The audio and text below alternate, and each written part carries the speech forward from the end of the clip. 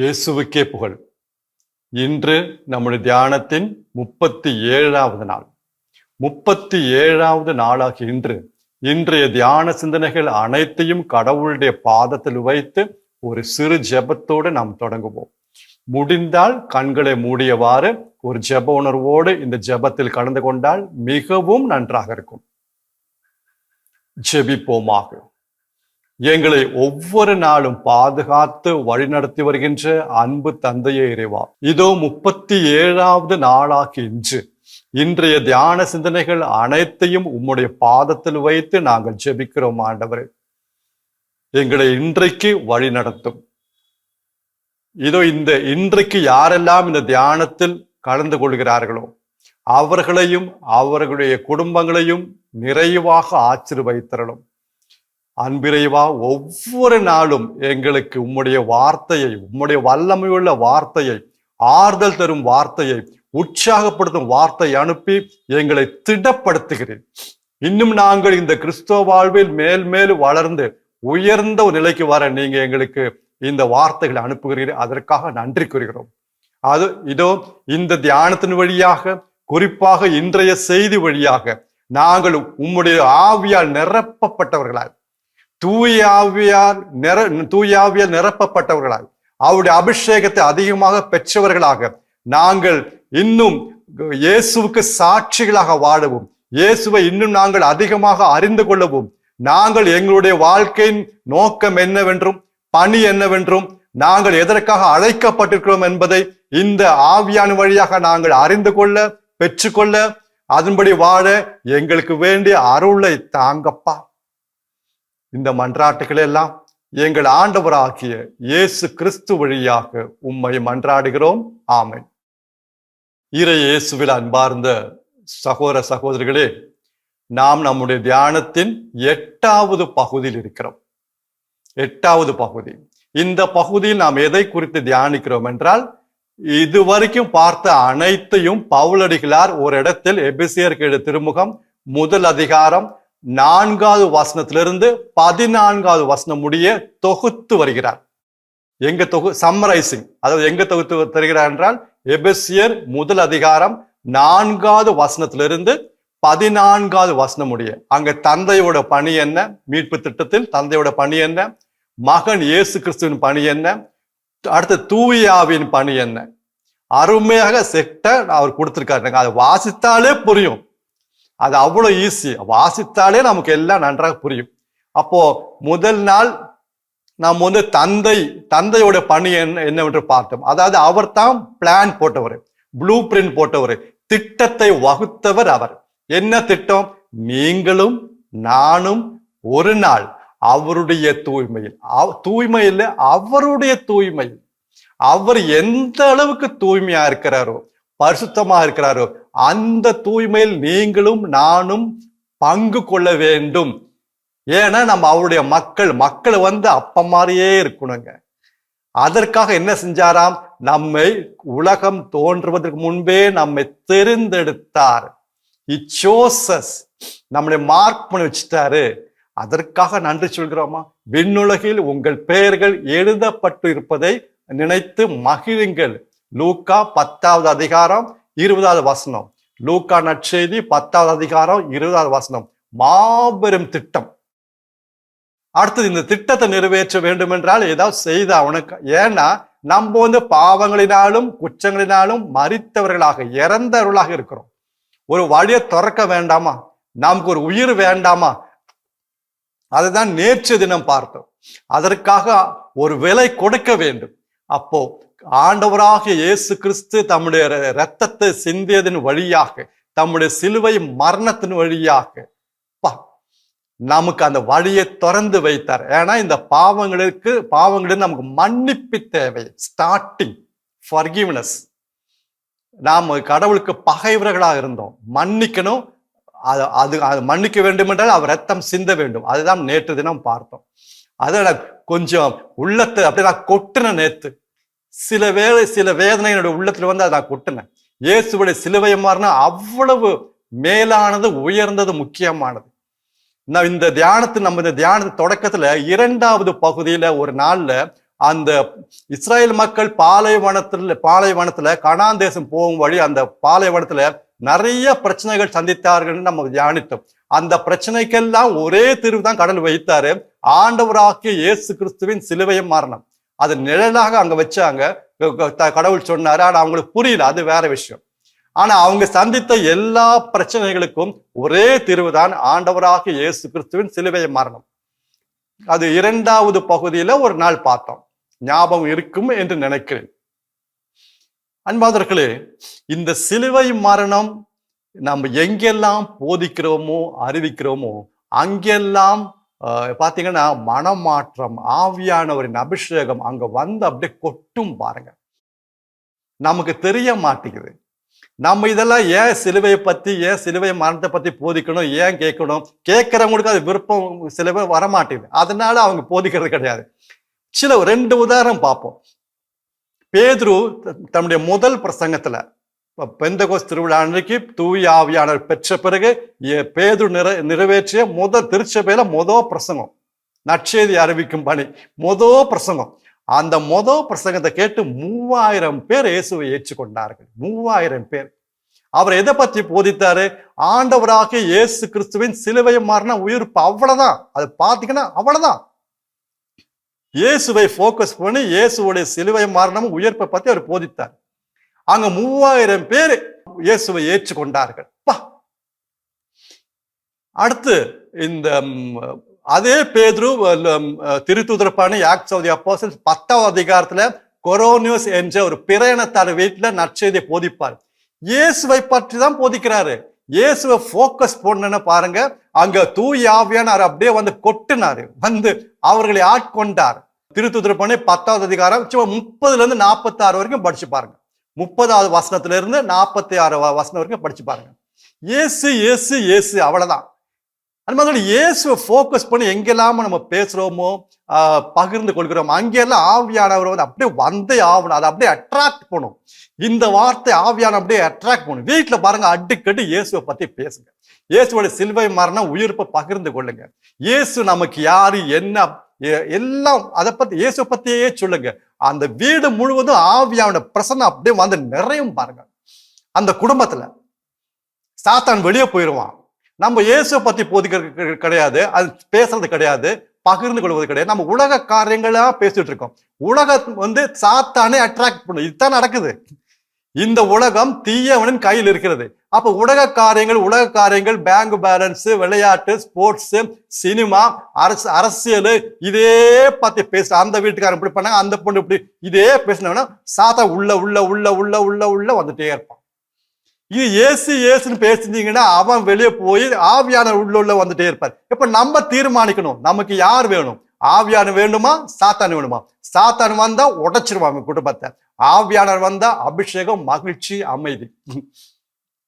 அது மாதிரி பவுல் அடிக்கிறாரு பாருங்க. எங்க போனாலும் இயேசுவை சிலுவை மாறணும். அவர் அதுதான் அப்படி நடிச்சது. எங்க போனாலும் இயேசுவை சிலுவை மாறணும். எவ்வளவோ மனமாற்றங்கள், எவ்வளவோ அபிஷேகங்கள் அந்த கூட்டத்துல எல்லாம். அன்பாதவர்களே, இன்றைக்கு தூய ஆவியான பணி பற்றி பார்ப்போம். இது எபேசியர் 1வது அதிகாரம் 13வது வசனமும் 14வது வசனமும். எபேசியர் 1வது அதிகாரம் 13வது வசனமும் 14வது வசனமும். நீங்கள் மீட்பின் நற்செய்தியாகிய உண்மையின் வார்த்தையை கேட்டு அதன் மேல் நம்பிக்கை கொண்டதால் வாக்களிக்கப்பட்ட தூய ஆவியால் நீங்கள் முத்திரையிடப்பட்டிருக்கிறீர்கள். You are sealed. முத்திரை, அந்த வார்த்தை பாருங்க. நீங்க நம்ம சீல் அடிச்சிருக்காராம். அதாவது இனிமேல் யாரும் தொட முடியாது. முத்திரை. எனக்கு அந்த வார்த்தை அப்படியே ஒரு மகிழ்ச்சியை தந்தது. ஒரு உறுதியை தந்தது. இந்த சாலை ஓரமாக ரோட்டு ஓரமான பாத்தீங்கன்னா சில இடங்கள் இந்த காடுகள் இருக்கிற பகுதி முக்கியமா அந்த பகுதியில இருந்து சாலை ஓரமா நிறைய மரத்தெல்லாம் வெட்டி போட்டிருப்பாங்க. நிறைய மரத்தெல்லாம் சில பேர் பார்த்துருப்பீங்க, நிறைய மரத்தை ரோடு ஓரமா வெட்டி போட்டிருப்பாங்க. அந்த மரத்தை பாத்தீங்கன்னா எவனும் தொட மாட்டான். அங்க போலீஸ் பாதுகாப்பு கிடையாது, ஒண்ணும் கிடையாது. விலை உயர்ந்த மரங்கள், விலை உயர்ந்த மரங்கள். ஏன் யாரும் தொட மாட்டாங்க? நாட்களும் அங்க இருக்கும், நிறைய நாள் அங்க கிடக்கும். ஏன்? அந்த மரங்களை பாத்தீங்கன்னா ஒரு சீல் இருக்கும். இது அரசாங்கத்தோட சொத்துன்னு சொல்லி அரசாங்கத்தோட ஒரு சீல் அதில் பதிச்சிருப்பாங்க. அந்த ஒரே காரணத்துக்காக எவனும் அதை தொட மாட்டான். அங்க போலீஸ் துப்பாக்கி வச்சு பாதுகாப்புல ஒண்ணும் கிடையாது. அந்த சீல்னால, அந்த சீல் ஒரு பாதுகாப்பை தருகிறது, ப்ரொடெக்ஷனை தருகிறது. ஒருத்தரும் தொட முடியாது. தானியேல் ஆகமத்துல இந்த சம்பவம் இதே மாதிரி ஒரு நிழலா நம்ம பார்க்க முடியும். தானியேல் 6வது அதிகாரம் 17வது வசனத்துல, தானியேல் 6வது அதிகாரம் 17வது வசனம், தானியேல சிங்க குகைக்குள்ள போட்டுருவாங்க. சிங்க குகைக்குள்ள போட்ட பிறகு அந்த குகையை அந்த அரசன் ராஜா வந்து சீல் வைக்கிறார். தம்முடைய முத்திரை மோதிரத்தால் சீல் வைக்கிறார். ஏன்னா அவர் ராஜாவோட திட்டத்தை யாரும் அந்த திட்டத்தில் யாரும் மாற்றம் கொண்டு வரக்கூடாது. அந்த வார்த்தை அப்படியே இருக்கு, மாற்றம் கொண்டு வரக்கூடாது. அதாவது இப்ப நம்முடைய வாழ்க்கையில கடவுள் என்னென்ன திட்டம் வைத்திருக்கிறாரோ அது எவனாலையும் எந்த சக்தியாலும் மாற்ற முடியாது. ஏன்னா we are sealed. முத்திரை, தூய் ஆவியால் முத்திரை குத்தப்பட்டவர்கள். எவ்வளோ நம்ம நன்றி சொல்லணும். அந்த சீல் ஒரு பாதுகாப்புங்க, எவனும் தொட முடியாது. இயேசு இறந்த பிறகு கூட பாருங்க, கல்லறையில் அடக்கப்பட்டார். கல்லறையில் வைத்த பிறகு ரோமை அரசாங்கம் என்ன செஞ்சுச்சு? அந்த கல்லறை சீல் வச்சாங்க. மத்தேயு நற்செய்தி 27வது அதிகாரம் 65, 66 என்ற வசனம் நினைக்கிறேன், சரி பார்த்துக் கொள்ளுங்கள். மத்தேயு நற்செய்தி 27வது அதிகாரம் 65வது வசனமும் 66வது வசனமும். அங்க ரோமை அரசாங்கம் சீல் வச்சாங்க. இனிமேல் இந்த கல்லறை எவனும் தொட முடியாது. தொட்டாங்கன்னா போயிடுச்சு. அந்த ப்ரொடெக்ஷன், அந்த பாதுகாப்பு, உங்களுக்கும் எனக்கும் ஒரு பாதுகாப்பு உண்டுங்க, ப்ரொடெக்ஷன் உண்டுங்க. கடவுள் தம்மைய சீல வச்சிருக்காரு. தூய ஆவியால் நீங்களும் நானும் முத்திரை குத்தப்பட்டவர்கள், முத்திரை குத்தப்பட்டவர்கள். அடுத்தது நமக்கு வந்து கடவுளுக்கு சொந்தமானவர்கள், உரியவர்கள். ஓனர்ஷிப், ப்ரொடெக்ஷன் மட்டுமல்ல, ஓனர்ஷிப். நாம் வந்து கடவுளுடைய உரிமை சொத்தான மக்கள். Nobody can touch us. எந்த தீயாவியாலும் நம்மை தொட முடியாது. எந்த மனிதனாலும் சூழ்நிலையாலும் நம்மை தொட முடியாது. ஏன்னா சொந்தக்காரர் கடவுள். நீங்களும் நானும் கடவுளுக்குரியவர்கள். இந்த உடல் கடவுளுக்குரியது. அது பார்ப்போம். 1 கொரிந்தியர் 6வது அதிகாரம் 19, 20வது வசனம். 1 கொரிந்தியர் 6வது அதிகாரம் 19வது வசனமும் 20வது வசனமும். அந்த இடத்துல ஒரு கடைசியில இப்படி வரும், நீங்கள் உங்களுக்கு உரியவர்கள் அல்ல, நீங்கள் உங்களுக்கு உரியவர்கள் அல்ல, கடவுளுக்கு உரியவர்கள். ஏனெனில் அவர் ஒரு விலை கொடுத்து உங்களை மீட்டுள்ளார். He paid a price. உங்களை ஒரு விலை கொடுத்து உங்களை மீட்டுள்ளார். அவர் விலை கொடுத்தாரா அவருக்கு நாம் சொந்தமாயிட்டோம். இன்னும் அவர் தான் நம்முடைய உரிமை சொந்தக்காரர். காலை தன்னுடைய எஜமான அறிகிறது. நம்ம அந்த எஜமான அறிகிறோமா? நம்முடைய சொந்தக்கார கடவுள், வானத்தையும் பூமியும் படைத்த கடவுள், ஆண்டவராக இயேசு கிறிஸ்து ஒரு விலை நமக்காக கொடுத்து விட்டார், ரத்தம் சிந்தி. Ownership. Nobody can touch us. நடக்கும் போதும், பயணம் செய்யும் போதும், வண்டியை ஓட்டும் போதும் நான் கடவுளுக்கு சொந்தமானவன். இந்த உடல் கடவுளுடைய சொந்த உடல். இதை நான் தவறாக என்னுடைய இச்சைகளுக்காக, என்னுடைய சொந்த நாட்டத்திற்காக இதை நான் பயன்படுத்தக்கூடாது. இந்த உடல் கடவுளுக்கு சொந்தம். இந்த உடல் ஆவியானுடைய ஆலயம். அப்ப ப்ரொடெக்ஷன், பாதுகாப்பு, ஓனர்ஷிப், உரிமை. மூன்றாவது இன்னொன்று இருக்கு, அதிகாரம். ஒரு சீல் வச்சாங்கன்னா அந்த சீலுக்கு பின்னாடி ஒரு அதிகாரம் இருக்குங்க. இப்போ அரசாங்கத்துல ஒரு நோட்டீஸ் வருது, ஒரு செய்தி வருது. அந்த நோட்டீஸ்ல, ஒரு ஆர்டர்ல அந்த அரசாங்கத்தோட சீல் இருக்கும். அப்படின்னா அந்த ஆர்டர், அரசாங்கத்துடைய அதிகாரம் அந்த ஆர்டருக்கு பின்னாடி இருக்கு. அது யாரும் ஒன்னும் செய்ய முடியாது. அந்த சீல் அதிகாரம். அப்ப நீங்களும் நானும் கடவுளால் தூய ஆவியால் முத்திரை குத்தப்பட்டவர் என்றால் நமக்கு ஒரு அதிகாரம் கடவுள் கொடுத்திருக்காரு. நமக்கு பின்னாடி ஒரு அதிகாரம் இருக்கிறது. என்னுடைய கண்மணியை தொட்டவன் நான் சும்மா விட மாட்டேன்னு சொல்லிட்டாரு கடவுள். It's authority. அத்தாரிட்டி தீ ஆவிகள் மீதும் அசுத்த ஆவிகள் மீதும் நம்முடைய பாவ இச்சைகள் மீதும் அனைத்து மீதும் ஒரு அதிகாரத்தை கடவுள் நமக்கு தந்திருக்கிறார். அத்தாரிட்டி, அதிகாரம். அந்த அதிகாரத்தை நம்ம பயன்படுத்த வேண்டும். ஏங்க நம்ம பயன்படுத்த மாட்டோம்? ஏங்க நம்ம தளர்ந்து அதை பயன்படுத்தாம நம்ம தளர்ந்து சோர்ந்து பயந்து போறோம்ல?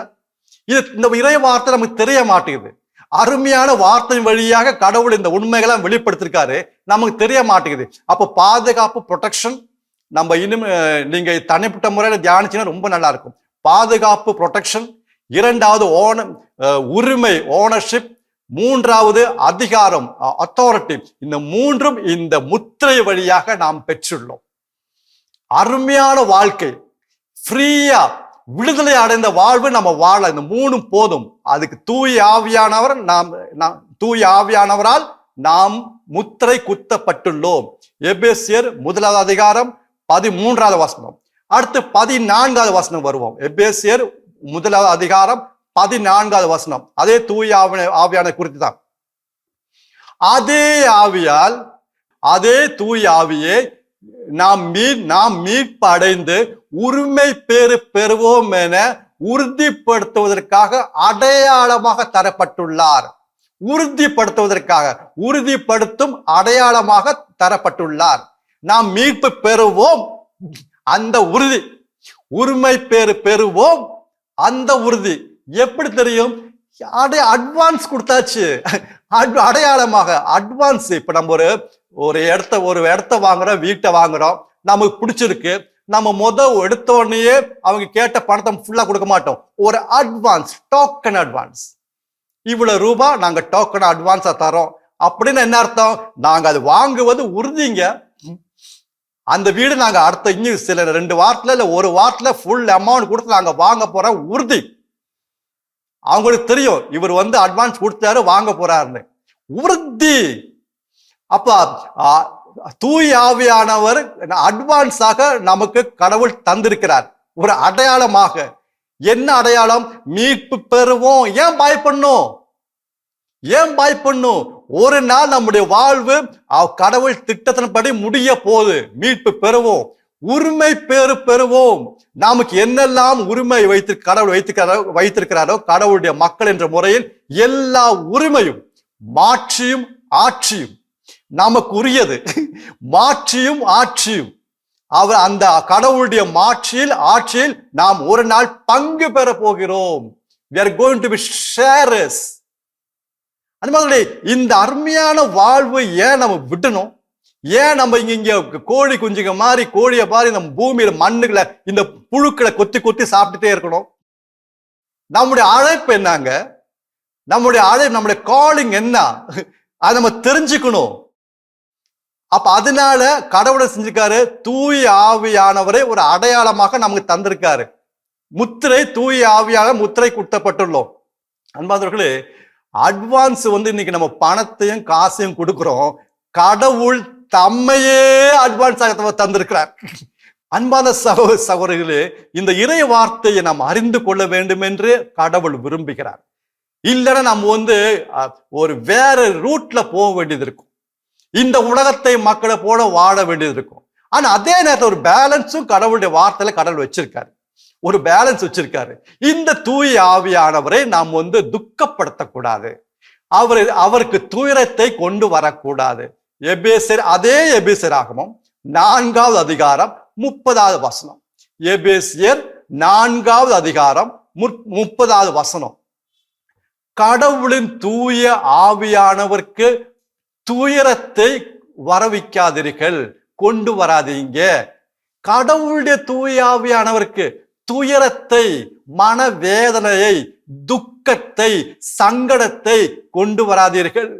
அதை நம்ம பார்த்துக்கணும். அந்த பேலன்ஸ் இருக்குல்ல, எல்லாம் ப்ரொடெக்ஷன் இருக்கு, பாதுகாப்பு இருக்கு, உரிமை, இது கடவுளுடைய சொந்த மக்கள், நமக்கு ஒரு அத்தாரிட்டி அதிகாரம் இருக்கு, அவர் நமக்கு அட்வான்ஸா வந்திருக்காரு, நம்ம மீட்பு பெறுவோம், எல்லாம் கரெக்ட், 100க்கு 100 சரிங்க. அதே நேரத்துல இறை வார்த்தை என எழுதி உள்ளது, எனவும் எழுதி உள்ளது. அப்ப நம்ம எப்படி வேணா வாழலாம்ல, அத்தான் அட்வான்ஸ் கொடுத்தாச்சுல, நான் யாரும் நம்ம தொட முடியாதுல்ல, எப்படி போனா என்ன, நம்ம என்ஜாய் நோ, எனவும் எழுதி உள்ளது. துயரத்தை கொண்டு வராதீர்கள். ஏன் அது எப்படியெல்லாம் ஏன் அந்த 30வது வசனம் முடியல, கடவுளின் தூய ஆவியானவருக்கு துயரத்தை வருவிக்காதீர்கள், அவர் மீட்பின் நாளை முன்னிட்டு உங்கள் மேல் பொறிக்கப்பட்ட முத்திரையாக இருக்கிறார். மீட்பு நாளை முன்னிட்டு, until the day of redemption, அந்த மீட்பு வர வரைக்கும் அவர் நம்ம மீது முத்திரையா இருக்கிறார். அவ்வளவு உறுதி, பொறிக்கப்பட்ட முத்திரையா இருக்கிற 30. அப்ப என்ன, ஏன் எப்படி தூரத்தை கொண்டு வராம இருக்க, நம்ம என்ன செய்யணும்? அங்க 31வது வசனமும் 32வது வசனமும் ஒரு எக்ஸாம்பிள், ஒரு எடுத்துக்காட்டு பவுலுடைய சொல்கிறார். எல்லா மனக்கசப்பும் சீற்றமும் சினமும் பழிச்சொல்லும் அகற்றி விடுங்கள். ஆல் ஆங்கர் அகற்றி விடுங்கள். இதெல்லாம் தூய ஆவியானுக்கு துக்கத்தை கொண்டு வரும். சீற்றம் சீனம் ஒரு எக்ஸாம்பிள்.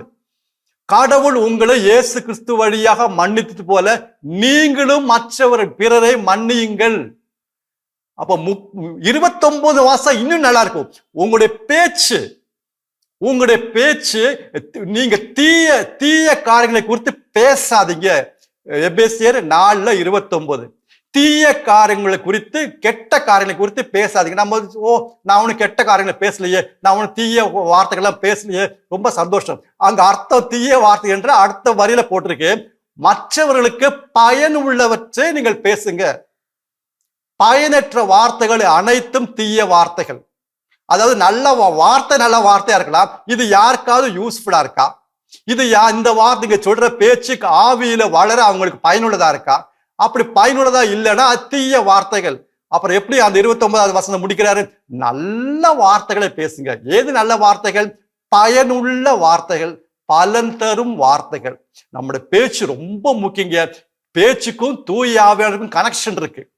நம்முடைய பேச்சுக்கும் தூய ஆவியானுக்கும் கனெக்ஷன் இருக்கு. ஒரு எடுத்துக்காட்டு சொல்ல நமக்கு நல்லா புரியும். பெந்தகோஸ்து திருவிழா அன்றைக்கு தூய ஆவியானவர் எந்த வடிவத்துல இறங்கி வந்தாரு? எந்த வடிவம்? கண்ணா, மூக்கா, காதா, கையா, காலா, நாவு, டங். தூய ஆவியானவர் முதல் முறையாக சீடர்கள் மேல் இறங்கி வந்தது நாவின் வடிவில். அப்ப தூய ஆவியானவருக்கும் நாவுக்கும் ஒரு தொடர்பு இருக்கு. So serious. நாம் பேசும் ஒவ்வொரு வார்த்தையும் அது பயனற்ற வார்த்தை என்றால் தூய ஆவியானவரை துக்கப்படுத்துகிறது, அது வேதனைப்படுத்துகிறது, அது அவருக்கு துயரத்தை கொண்டு வருகிறது. இல்ல, இது நம்ம பயப்படுறதுக்காக இல்ல. எப்பவுமே வார்னிங் ரொம்ப நல்லதுங்க. எச்சரிக்கை எப்பவுமே ரொம்ப நல்லது. இப்ப நம்ம ரோட்ல போறோம், இந்த ரோட்ல இன்னும் கொஞ்சம் போனா ஒரு குழி இருக்கு, இல்ல ஒரு பள்ளம் இருக்குன்னு எச்சரிக்கையில போர்டு போட்டிருப்பாங்க. அந்த போர்டு எவ்வளவு நமக்கு பாதுகாப்பை தருது தெரியுமா? அந்த வார்னிங் அதுக்காக தாங்க. நம்ம அந்த போர்டை பார்த்து பயந்து போகணும். அது அவங்க நமக்காக போட்டிருக்காங்க அந்த வார்னிங். ஒரு எச்சரிக்கை நம்முடைய நலனுக்காக. அதே மாதிரி கடவுளுடைய வார்த்தையும் சில காரியங்களா எச்சரிக்கையா கடவுள் வச்சிருக்காருன்னா நம்முடைய சொந்த நலத்திற்காக, பயப்படுத்துறதுக்காக கிடையாது. ஆனா வார்னிங் மீறினா அதோடைய கான்சிக்வன்ஸ் நம்ம சந்திக்க வேண்டியதா இருக்கும். அது வேற. அதனால நம்முடைய பேச்சு, நம்முடைய நம்ம சொல்ற ஒவ்வொரு வார்த்தையும் நல்லா யோசிச்சு ஒரு தியானித்து கடவுளுடைய வார்த்தையாக இருக்கணும். அது மாதிரி எல்லா கோபமும் சினமும் அகற்றி விடுங்கள். அகற்றிவிட சக்தி அவர் தந்திருக்கிறாரு.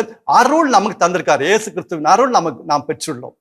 அன்பான சகோதர சகோதரிகளே, இந்த வார்த்தைகளை கேட்கும் போது கடவுள் நான் நன்றி சொல்ல வேண்டும். நாம் நீங்களும் நானும் கடவுளால் முத்திரை குத்தப்பட்ட தூயாவியான கடவுளால் முத்திரை குத்தப்பட்டவர்கள். நமக்கு ஒரு பாதுகாப்பு உண்டு. 100%, 100%. நாம் கடவுளுடைய உரிமை சொத்தான மக்கள். எவனும் தொட முடியாது. நமக்கு பின்னாடி ஒரு அதிகாரம் எப்பவுமே கடவுள் வச்சிருக்காரு. நாம் பயந்தவங்களுடைய கோடைகளாக வாழக்கூடாது. அதே நேரத்துல நாம் ஒரு நாள் மீட்படைவோம். இந்த உடல், இந்த பாவத்தால் உடைந்து போன உடல், இந்த நோயினால் உடைந்து போன உடல், இந்த இச்சைகளால் உடைந்து போன இந்த உடல் ஒரு நாள் இயேசுவின் மாட்சிமை உள்ள உடலாக உருமாறும். அதான் மீட்பு. ஃபைனல் டே. இந்த உடல் உயிர்த்தெழும், வல்லமையோடு உயிர்த்தெழும். அவருடைய மாட்சி நாம் பங்கு பெறுவோம், அந்த உரிமை பேர் நாம் பெற்றுக்கொள்வோம் என்ற உறுதி தூய ஆவியான வழியை நமக்கு கடவுள் தந்திருக்கிறார். அந்த ஆவியானவர் ஜெபிப்போம். ஆவியானவரே, இந்த உண்மைகளை எங்களுடைய உள்ளத்தில் பதிய வையும். நாங்க கேட்கறதோடு மட்டுமல்ல, உள்ளத்தில் பதிய செய்ய எங்களுக்கு தெரிய மாட்டேது, புரிய மாட்டேது. சில நேரத்தில் நம்ம லைட் எடுத்து போறோம், ஏன்னா உலகத்து காரியம் தான் பெருசா நிக்குது, உலகத்தோட தேவைதான் எங்க கண்முட நிக்குது.